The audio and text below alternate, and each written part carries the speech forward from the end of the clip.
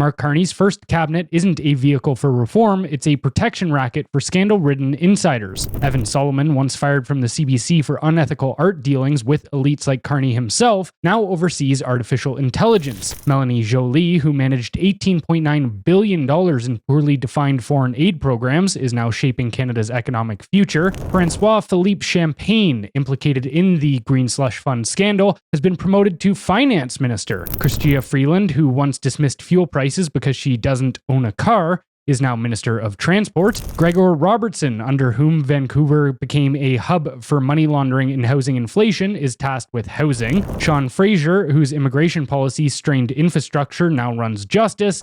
And Stephen Guilbeault, facing corruption allegations, will shape Canadian identity. So what message does Carney's cabinet send about accountability in Canadian politics? The message this really sends is that politics are based on loyalty over merit. And it's interesting because that's kind of like the liberal ideology these days, right? Buy into this and merit doesn't matter. It's whatever else we decide comes first. I think you're seeing obviously a lack of consequences. All the ministers that are there that were already in Trudeau's cabinet that did a terrible job.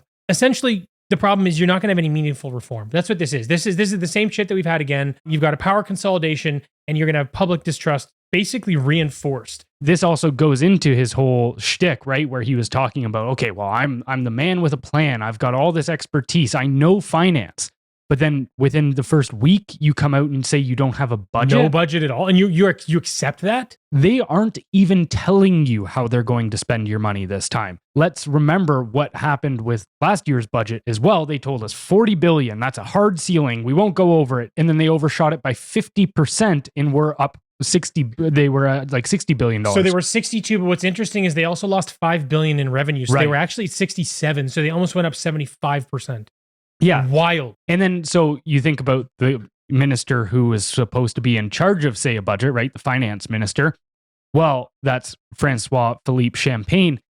He was the one that was implicated as covering up the Green Slush Fund scandal. $400 million that was being funneled into liberal-friendly firms, now in charge of the entire finance wing of the government. Right. So what could go wrong there? Loyalty over merit.